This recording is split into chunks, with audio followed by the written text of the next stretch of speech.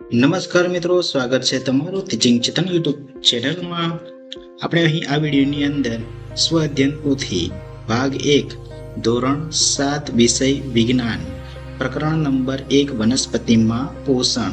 તો આપણે અહીં આ વિડીયોની અંદર સંપૂર્ણ સચોટ એવા પ્રશ્નોના જવાબ લઈને આવી ગયા છે. તો વિડીયોને લાઈક કરજો, શેર કરજો. હજુ સુધી તમે ચેનલને સબસ્ક્રાઈબ ના કરી હોય તો ચેનલને સબસ્ક્રાઈબ કરી લો મિત્રો. વિડીયો બનાવવાનો હેતુ મિત્રો એ છે કે તમે વિડીયો જોઈ જાતે શીખો, જાતે સ્વઅધ્યયન કરી શકો, એ માટેનો છે. તો ચાલો મિત્રો, આપણે શરૂઆત કરીએ. પ્રશ્ન નંબર 1. નીચે આપેલ પ્રશ્નો માટે સાચો જવાબ પસંદ કરીને તેનો ક્રમ એટલે કે જે વિકલ્પ તમને આપવામાં આવેલ છે એ વિકલ્પ, સાચો વિકલ્પ પસંદ કરીને આપણે ખાનાની અંદર એ ક્રમ લખવાનો છે. તો ચાલો પ્રશ્ન 1. બધા સજીવોમાંથી ઉર્જાનો મુખ્ય સ્ત્રોત કયો છે? એટલે કે બધા સજીવો માટે ઉર્જાનો મુખ્ય સ્ત્રોત આપણે જાણીએ છીએ કે બધા સજીવો માટે ઉર્જાનો મુખ્ય સ્ત્રોત એ છે સૂર્ય. એટલે ઓપ્શન નંબર બી, સૂર્ય. વનસ્પતિમાં લીલું રંજક દ્રવ્ય કયા અંગમાં આવેલું હોય છે? વનસ્પતિમાં લીલું રંજક દ્રવ્ય એ પર્ણમાં આવેલું હોય છે. એટલે કે પર્ણ જે છે એ પર્ણમાં લીલું રંજક દ્રવ્ય આવેલું હોય છે, જેને આપણે હરિત દ્રવ્ય કહી શકીએ. ત્યાર પછીનો પ્રશ્ન છે, વનસ્પતિ પ્રકાશ સંશ્લેષણ દરમિયાન અનુક્રમે કયો વાયુ ગ્રહણ કરે છે અને કયો વાયુ મુક્ત કરે છે? જ્યારે વનસ્પતિ પ્રકાશ સંશ્લેષણ ક્રિયા કરે છે એ સૂર્યની હાજરીમાં કરે છે. તે સમય દરમિયાન કયો વાયુ લે છે? કાર્બન ડાયોક્સાઇડ લે છે, એટલે કે ગ્રહણ કરે છે. જ્યારે ઓક્સિજન એ વાયુ મુક્ત કરે છે. એટલે કે અહીં ઓપ્શન નંબર ડી આવશે મિત્રો, કાર્બન ડાયોક્સાઇડ અને ઓક્સિજન. ત્યાર પછીનો પ્રશ્ન જોઈએ, વાયુરંધ્ર વનસ્પતિના કયા અંગમાં જોવા મળે છે? વાયુરંધ્ર જે છે એ વનસ્પતિના પર્ણ એટલે કે પર્ણમાં જોવા મળે છે. ફૂગમાં કયા પ્રકારનું પોષણ જોવા મળે છે? ફૂગ વિશે આપણે જાણીએ છીએ કે તો ફૂગમાં મૃતોપજીવી પ્રકારનું પોષણ જોવા મળે છે. એટલે ઓપ્શન નંબર એ. ત્યાર પછીનો પ્રશ્ન જોઈએ, પ્રશ્ન નંબર 2. ખાલી જગ્યા પૂરો. મિત્રો, પહેલી ખાલી જગ્યા છે, નાઇટ્રોજનના સ્થાપનમાં ખાલી જગ્યા નામનો બેક્ટેરિયા થાય છે. નાઇટ્રોજનના સ્થાપનમાં રાઇઝોબિયમ નામના બેક્ટેરિયા થાય છે. બીજી ખાલી જગ્યા જોઈએ, વનસ્પતિ દ્વારા તૈયાર થયેલ ખોરાક સ્ટાર્ચ સ્વરૂપે સંગ્રહ પામે છે. એટલે ખાલી જગ્યામાં આવશે જવાબ સ્ટાર્ચ. પરોપજીવી, અહીંયા મિત્રો આવશે પરોપજીવી. વનસ્પતિ જે વૃક્ષ પર આરોહણ કરે છે તે વૃક્ષને ખાલી જગ્યા કહેવાય છે. એટલે કે જે પણ આપણે જે અમરવેલ હોય છે એ અમરવેલ વનસ્પતિ જે વૃક્ષ પર આરોહણ કરે છે, એટલે જે વૃક્ષ પર જોવા મળે છે, તો તે વૃક્ષને શું કહેવામાં આવે છે? યજમાન કહેવામાં આવે છે. સામાન્ય રીતે રણમાં ઉગતી વનસ્પતિમાં પ્રકાશ સંશ્લેષણ કરે છે. એટલે કે સામાન્ય રણમાં ઉગતી વનસ્પતિના પર્ણો ખૂબ જ નાના હોય છે અને એ વનસ્પતિમાં ખૂબ નાના પર્ણો હોય છે, તો ત્યાં પ્રકાંડ તમને જોવા મળે છે. તો પ્રકાંડ દ્વારા પ્રકાશ સંશ્લેષણ કરે છે. 5મી ખાલી જગ્યા જોઈએ, કળશ પર્ણ કીટાહારી પ્રકારનું પોષણ કરે છે. પ્રશ્ન નંબર 3. ટૂંકમાં જવાબ આપો. પોષણ એટલે શું? તો મિત્રો, પોષણ એટલે કે સજીવ દ્વારા ખોરાક ગ્રહણ કરવાની તથા શરીર દ્વારા તેને ઉપયોગમાં લેવાની પ્રક્રિયાને પોષણ કહે છે. પ્રશ્ન નંબર 2. સ્વાવલંબી પોષણ કોને કહેવાય છે? પોતાની શક્તિની જરૂરિયાત માટેના કાર્બનિક પોષક તત્વો પોતાના કોષોમાં જાતે જ સર્જી લેવાની પોષણ પદ્ધતિને સ્વાવલંબી પોષણ કહેવામાં આવે છે. ત્યાર પછીનો પ્રશ્ન આપણે આગળ જોઈએ, રાઇઝોબિયમ બેક્ટેરિયા કઈ વનસ્પતિમાં જોવા મળે છે? તો રાઇઝોબિયમ બેક્ટેરિયા એ કઠોળ વર્ગની એટલે કે સીંબી કુળની જે વનસ્પતિઓ હોય છે, કઠોળ વર્ગની વનસ્પતિ, એ વનસ્પતિના મૂળમાં વસવાટ કરે છે. ખાતર મારફતે જમીનમાં મુખ્યત્વે કયા પોષક તત્વો ઉમેરવામાં આવે છે? તો ખાતર મારફતે જમીનમાં મુખ્યત્વે નાઇટ્રોજન, પોટેશિયમ અને ફોસ્ફરસ જેવા પોષક તત્વો ઉમેરવામાં આવે છે. વનસ્પતિમાં વાયુરંધ્ર શું કાર્ય કરે છે? તો વનસ્પતિમાં વાયુરંધ્ર વાયુ વિનિમય, મિત્રો અહીંયા શું આવશે? વાયુ વિનિમય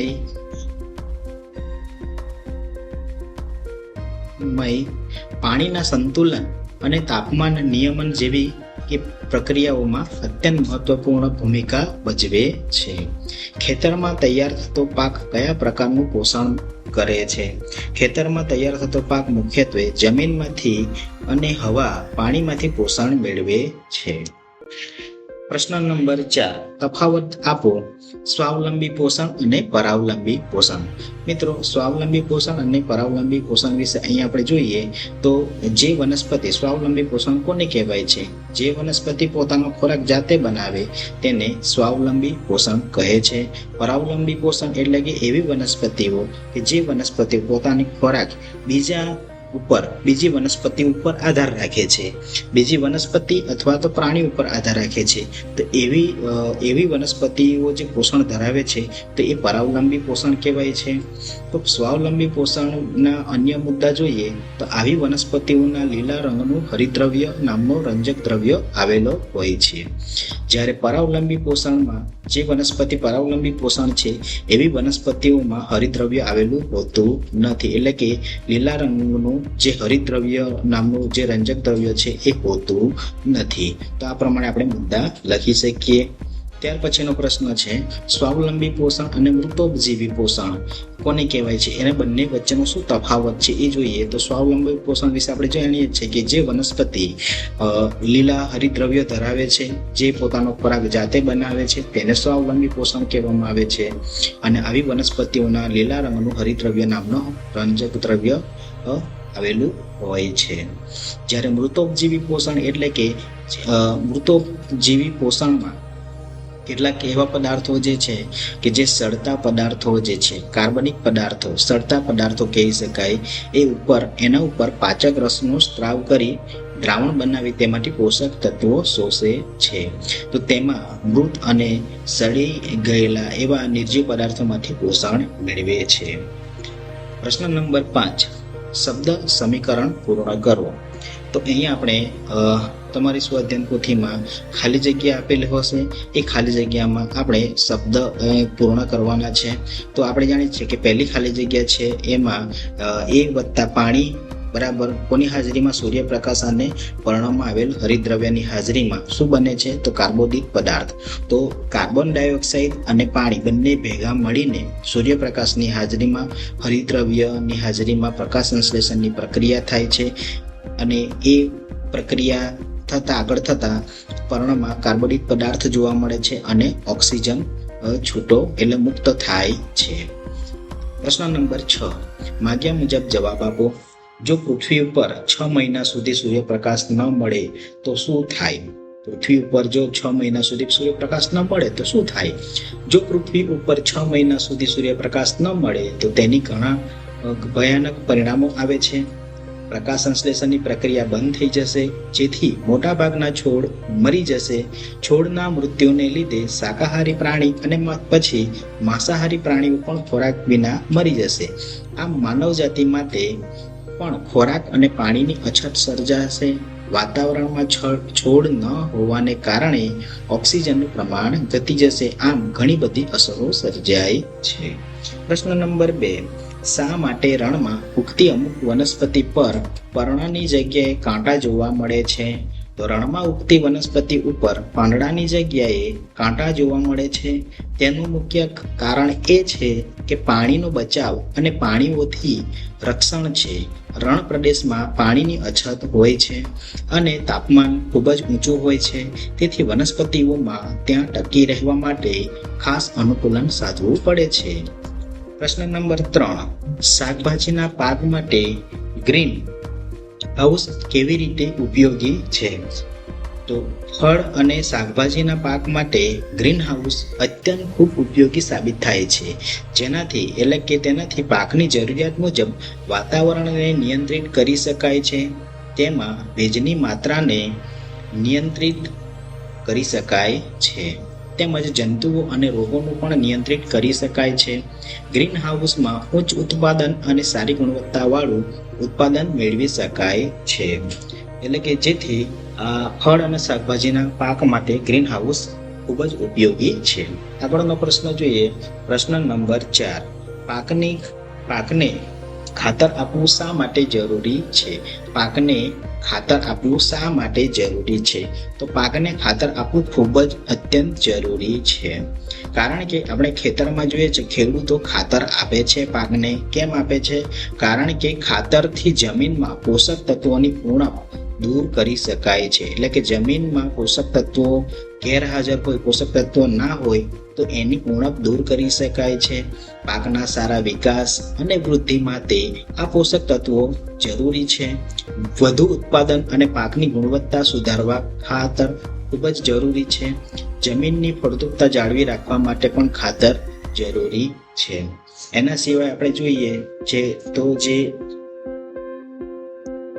ખાતર આપવાથી જમીનમાં એટલે કે ભૂગર્ભમાં જળ ધારણ ક્ષમતામાં પણ વધારો થાય છે. એટલે કે જમીન ફળદ્રુપ બનાવે છે. જમીનમાં પાણીની ક્ષમતા જે જળ ધારણ ક્ષમતા છે એમાં પણ વધારો થઈ શકે છે. એ પણ આપણે મુદ્દા લખી શકીએ. આગળનો પ્રશ્ન જોઈએ, પ્રશ્ન નંબર 5. જંગલમાં ઉગતી વનસ્પતિને પોષક તત્વો કેવી રીતે મળતા હશે? એનો જવાબ છે જંગલમાં મૃત વનસ્પતિ અને પ્રાણીઓના અવશેષોનું વિઘટન થાય છે. તેથી જમીનની ફળદ્રુપતામાં વધારો થાય છે. જમીનમાં રહેલા સૂક્ષ્મજીવો અને ફૂગ પણ વનસ્પતિને પોષણ પૂરું પાડવામાં મહત્વનું છે. વરસાદ અને ખડકોના ધોવાણને લીધે પણ જમીનમાં તત્વો ઉમેરાતા હોય છે. આમ જંગલની વનસ્પતિઓ પોષક તત્વો મેળવે છે. પ્રશ્ન નંબર 6. કળશપર્ણ જેવી વનસ્પતિ લીલા પર્ણ ધરાવતી હોવા છતાં કીટકોનો આહાર તરીકે ઉપયોગ શા માટે કરે છે? તો કળશપર્ણ એવી જમીનમાં ઉગે છે જ્યાં નાઇટ્રોજન જેવા આવશ્યક પોષક તત્વોની ઉણપ હોય છે. કળશપર્ણ લીલા પર્ણો ધરાવીને સૂર્યપ્રકાશમાંથી પોતાની ઉર્જા મેળવે છે, પરંતુ જમીનમાં નાઇટ્રોજનની ઉણપને પહોંચી વળવા માટે તેઓ કીટકોને પકડીને તેમનો પાચનમાં ઉપયોગ કરે છે, જે તેને જરૂરી નાઇટ્રોજન પૂરો પાડે છે. પ્રશ્ન નંબર 7. કળશપર્ણના કળશમાં ફેરવાયેલી પર્ણની આકૃતિ દોરી નામ નિર્દેશન કરવા. મિત્રો, કળશમાં ફેરવાયેલ પર્ણને આપણે દોરવાનો પ્રયત્ન કરીશું. મારી સાથે સાથે તમારે પણ દોરવાનો પ્રયત્ન કરવાનો છે. તો મિત્રો, જેને પર્ણ દોરવામાં સમસ્યા થતી હોય તો વિડીયો જોઈ ધીમે ધીમે એ દોરવાનો પ્રયત્ન કરે છે. તો ચાલો મિત્રો, આપણે દોરવાનો પ્રયત્ન કરીશું. કળશ પર્ણ એટલે કે એક પ્રકારનો કળશ આપણે દોરવાનો છે. એ આકાર દોરવાનો છે અને એમાં જે ઢાંકણ અને કળશ દર્શાવતો એક કળશ પર્ણ આપણે અહીંયા દર્શાવીશું. તો સૌ પ્રથમ આપણે મિત્રો એક ઢાંકણ દોરીશું. ઢાંકણ દોરવા માટે આપણે એક પર્ણ જેવી આકૃતિ દોરીશું. મારી સાથે સાથે તમારે પણ દોરતા જવાનું છે. આ રીતે આપણે સૌ પ્રથમ એક ઢાંકણ દોરીશું. હવે ઢાંકણ દોર્યા પછી એક નળાકાર આકાર બનાવીશું. નળાકાર આકાર બનાવવાનો નથી, પરંતુ એ આકારનો એક આ રીતે ગોળ આકાર આપણે બનાવીશું અને એની આપણે એકવાર બોર્ડર કરીશું. આ રીતે મિત્રો આ રીતે બનાવતા જજો. ચલો, ત્યાર પછી આપણે એક આ છેડો લઈ આ છેડોને આ રીતે આકાર આપીશું અને છેક બીજો છેડો આ રીતે લઈ અને આ રીતે અહીંયા સાંકડો ભાગ કરીશું અને ત્યાંથી એક ઉછળી જેવો આકાર આપીશું આપણે. આ રીતે તમે દોરતા જઈ હવે છેક સાંકડો ભાગ કરતા જઈશું અને એક પૂંછડી જેવો આકાર આપીશું. હવે આ પૂંછડી જેવો આકાર આપ્યા પછી એને આપણે આ રીતે લઈ લઈશું. હવે જ્યાં આપણે આ ભાગ કર્યો છે ત્યાં આ રીતે રેખા દોરીશું.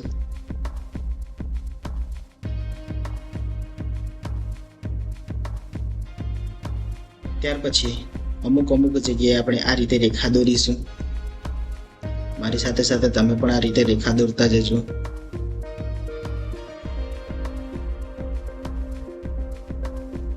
સૌપ્રથમ આપણે આ રીતે બાકી ચૂકી રેખા દોરીશું. હવે અમુક જગ્યાએ આપણે આડી રેખા આ રીતે કરીશું. મિત્રો, વિડીયોને પોઝ કરી આ રીતે તમે રેખા દોરી શકો છો. એટલે કે આપણે એક કળશ પર્ણ જે છે એ કળશ પર્ણ દોરવાનો પ્રયત્ન કર્યો છે.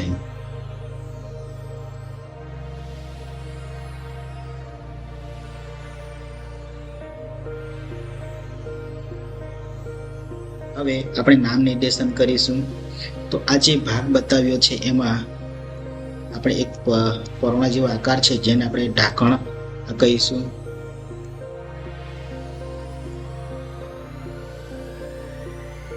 મિત્રો આ જે ભાગ છે એને આપણે કહીશું ઢાંકણ કહીશું. હવે આ જે ભાગ જે છે એ ભાગને આપણે દર્શાવીશું કળશમાં ફેરવાયેલ પર્ણ. કળશમાં ફેરવાયેલ આ ભાગ છે એ છે પર્ણ. તો મિત્રો આ રીતે તમારે પણ એક આ રીતેનું આકૃતિ દોરી એમાં નામ નિર્દેશન કરવાનું રહેશે. નેક્સ્ટ પ્રશ્ન જોઈએ. પ્રશ્ન નંબર 8. વનસ્પતિ પ્રકાશ સંશ્લેષણની ક્રિયા કરે છે તે દર્શાવતો પ્રયોગ આકૃતિ સહિત વર્ણન કરો. મિત્રો ત્યાર પછીનો પ્રશ્ન છે પ્રશ્ન નંબર 8. વનસ્પતિ પ્રકાશ સંશ્લેષણની ક્રિયા કરે છે તે દર્શાવતો પ્રયોગ આકૃતિ સહિત વર્ણન કરવાનું છે. મિત્રો આપણે અહીંયા હેતુ એ છે કે વનસ્પતિ પ્રકાશ સંશ્લેષણની ક્રિયા કરે છે એટલે કે જે હેતુ છે જે હેતુમાંથી આપણે જે પ્રયોગ કરીએ છીએ એ હેતુ આપણે અહીંયા લખીશું વનસ્પતિ પ્રકાશ સંશ્લેષણની કરે છે. બરાબર, પ્રકાશ સંશ્લેષણ ક્રિયા કરે છે તો એના માટે આપણે કેટલીક સાધન સામગ્રીની જરૂર પડતી હોય છે. તો સાધન સામગ્રી માટે આપણને એક પર્ણ એટલે કે પર્ણની જરૂર પડશે. પર્ણ ક્યાં ઉગશે? વનસ્પતિ ઉપર. તેના માટે આપણને એક છોડની જરૂર પડશે. તો કુંડામાં ઉગાડેલ છોડ લઈશું. એના માટે પછી એ પ્રયોગ કરવા માટે કાગળ જોઈશે. કાગળ એને પર્ણ ઉપર બાંધવા માટે પેપર ક્લિપ જોઈશે તથા એ પેપર ક્લિપ ત્યાર પછી બીકરની જરૂર પડશે. આલ્કોહોલ, પાણી અને આયોડિન દ્રાવણની જરૂર પડશે. આપણે મિત્રો આકૃતિ આ પ્રમાણે દોરવાની છે. આકૃતિ સહિત વર્ણન કરવાનું છે. આપણે અહીંયા આકૃતિ દોરી છે એ મુજબ વિદ્યાર્થી મિત્રો તમારે પણ આકૃતિ દોરવાની રહેશે. ચલો તો ત્યાર પછી આપણે જે પદ્ધતિ છે એ જોઈએ. પહેલાં તો છોડના પાંદડાનો અડધો ભાગ કાગળ વડે ઢાંકી દો. જે રીતના આપણે અહીંયા ઢાંક્યો છે એ રીતના કાગળ વડે આ ભાગને ઢાંકી દો. ત્યાર પછી આ છોડને 3 થી 4 કલાક માટે સૂર્યપ્રકાશમાં રાખવો. પછી આ પાનને તોડીને ગરમ પાણીથી ધોઈને તેનું ક્લોરોફિલ એટલે કે જે ઉપરનો જે ભાગ, હવે પર્ણ કેવું હોય છે? લીલા રંગનું હોય છે. તો ઉપરનો જે આ લીલા હરિતદ્રવ્ય દૂર કરવા માટે એને ઉપરનો ક્લોરોફિલ દૂર કરવા માટે આપણે આલ્કોહોલ વડે એને બરાબર ધોઈશું. અને એ ઉપરનો ક્લોરોફિલ દૂર થયા પછી એને એ પાંદડા ઉપર આયોડિન દ્રાવણના 2 થી 3 ટીપા નાખીશું અને પછી એનું અવલોકન કરીશું. જ્યારે એનું ક્લોરોફિલ દૂર થાય છે એટલે કે આલ્કોહોલ વડે ક્લોરોફિલને દૂર કરતા અને એના ઉપર પાંદડા ઉપર આયોડિન દ્રાવણના ટીપા નાખતા આપણને જે જોવા મળે છે કે જે ભાગ ખુલ્લો હતો એ ભાગ ભૂરા કાળા રંગનો થઈ જશે અને જ્યારે કાગળથી ઢંકાયેલો ભાગ રંગ બદલશે નહીં અને તેનો રંગ આછો ભૂરો જ રહેશે. આ પ્રમાણેનું આપણને અવલોકન જોવા મળે છે. આના ઉપરથી આપણે સાબિતી આપી શકીએ છીએ કે સૂર્યપ્રકાશની હાજરીમાં વનસ્પતિ પ્રકાશ સંશ્લેષણ કરે છે. ત્યાર પછીનો પ્રશ્ન જોઈએ.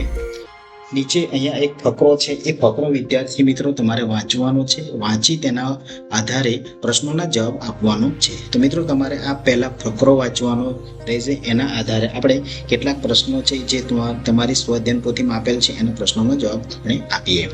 વનસ્પતિને સૂર્યપ્રકાશની જરૂર શા માટે પડે છે? તો જ્યારે વનસ્પતિને પ્રકાશ સંશ્લેષણની ક્રિયા કરવી હોય ત્યારે એ કરવા માટે સૂર્યપ્રકાશની જરૂર પડે છે. કલ્પનાએ વાવેલ છોડ શા માટે સુકાઈ ગયો હતો? કલ્પનાએ વાવેલ છોડને સૂર્યપ્રકાશ મળતો ન હતો તેથી એ સુકાઈ ગયો હતો. વનસ્પતિને સૂર્યપ્રકાશ સિવાય અન્ય શું જરૂરી છે? વનસ્પતિને સૂર્યપ્રકાશ સિવાય ખાતર અને પાણીની જરૂર પડે છે. તો વિડીયો જોવા બદલ આપ વિદ્યાર્થી મિત્રોનો ખૂબ ખૂબ આભાર. હજુ સુધી ચેનલને સબસ્ક્રાઇબ ના કરી હોય તો ચેનલને સબસ્ક્રાઇબ કરી લેજો. મળીશું આપણે નેક્સ્ટ વિડીયોની અંદર.